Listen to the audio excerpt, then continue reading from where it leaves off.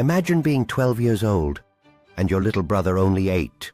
You wake up in the middle of the night inside a dark cave. No mother, no father, no home. Only the sound of wolves circling you in the freezing dark, a stolen blanket, a fading fire, and the terrifying thought that tonight might be your last night on Earth. This was the world of Rose, age 12, and Thomas, age 8, in Northern California in 1881. Spring stole their mother, summer buried their father, and by autumn the two children were living alone in a cave on the edge of Nevada City. This was not camping. This was not adventure. This was survival, and a heartbreaking story of two children the world simply forgot. All they had was a stolen blanket, a tin cup, their father's old knife, and one stubborn promise: no orphanage would ever separate them. Rose had watched both parents die. She recognized the sound of a final breath. At 12, she understood death, but she refused to surrender to it. The cave kept out the rain, but it trapped the... Rose taught herself how to set snares, how to track rabbits, which berries wouldn't kill them, and how to survive long nights by taking turns staying awake. The townspeople saw them, but no one cared enough to help. Winter arrived like an enemy. The first snow fell heavy and sharp, and then the wolves. One moonless night, Rose heard footsteps on the stones outside the cave. Slow, hungry steps. 4 wolves appeared at the entrance.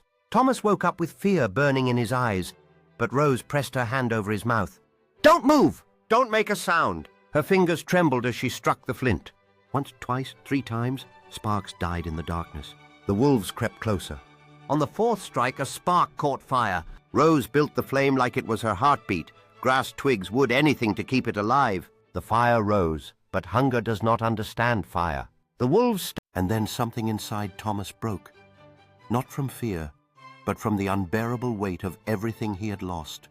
He grabbed a burning stick and screamed, a scream full of grief, anger, loneliness, and the fire of a child who had no one left to fight for him except his sister. Rose joined him, her own voice shaking the trees. 2 small children, but their courage was larger than the forest. The wolves backed away, 10 steps, 20, and disappeared into the night. The fire turned to ashes. The children crumbled to the ground, holding each other, crying the tears they had held back for too many nights. They survived that winter, and the next, and the next. 3 years later, they found work at a small bakery. But Rose had one condition: Thomas must stay with her. Always. 10 years later, they owned that bakery. No big sign, no loud claims, just honest bread and an open door for anyone with nowhere else to go. Rose hired abandoned women, prisoners, and lonely children. She never mentioned the cave. She never needed to. Outside the town, the cave still exists. Inside its cold, scratched into the rock, are the letters RW plus TW, 1881. But what is not written there is the truth.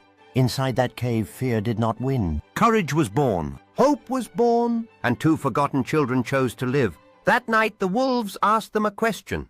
How far will you go to protect the ones you love? Now the same question belongs to you. If life pushes you into your own dark